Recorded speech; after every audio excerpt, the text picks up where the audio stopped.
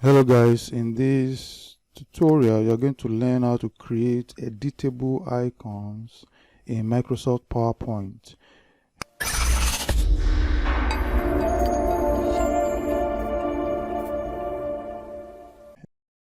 Launch Microsoft PowerPoint on your system. Any version, if you're using any version, you should be able to do this.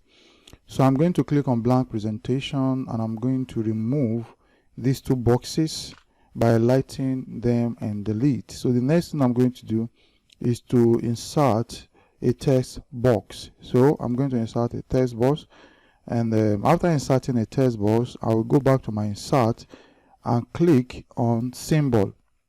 Now if you click on symbol, now if your own symbol is showing like this, all you need to do is where you have font, in front of where you have font, type WebDing. I like what you have here and type WebDing.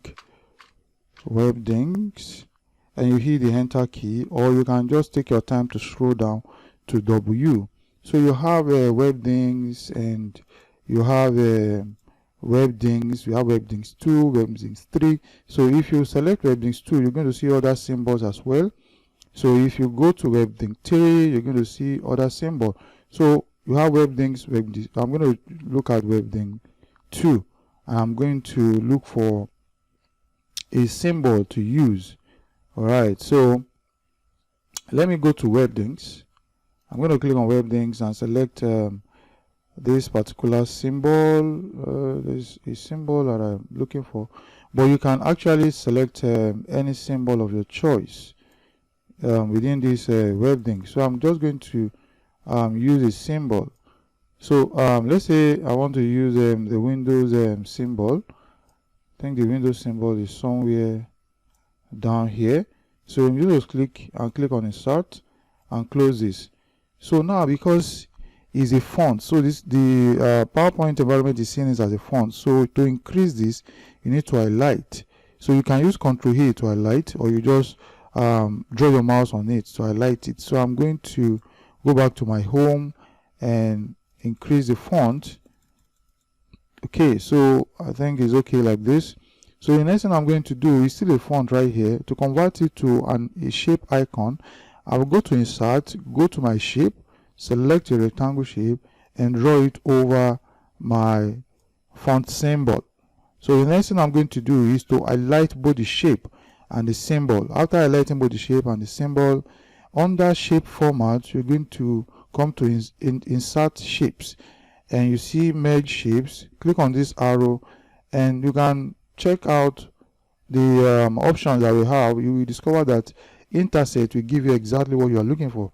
So I'm going to select intersect, and after selecting intersect, automatically your font symbol becomes an editable icon, an editable shape icon. So from here I can change the color. I can even increase the size. I can change the color to any color that I want. Okay, so I can click on it, go to my outline. I can decide to leave the outline as black, or leave the outline as blue, or any color of your choice. And I can leave it like this. You can increase the outline. Then the other thing you can do, you can go to your insert, select the shape. You can select any shape and put this icon inside of the shape. Okay, so now once you draw a shape over your icon, you can right click, you see send to back, or you go up here to see send to back. So I'm just going to use this send to back, and I'm going to send it to back of the icon.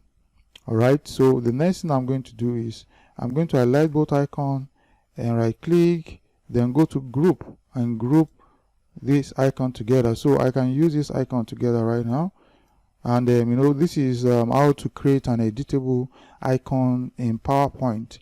You can create an icon that goes with your company color or your company logo color, anyhow you want it.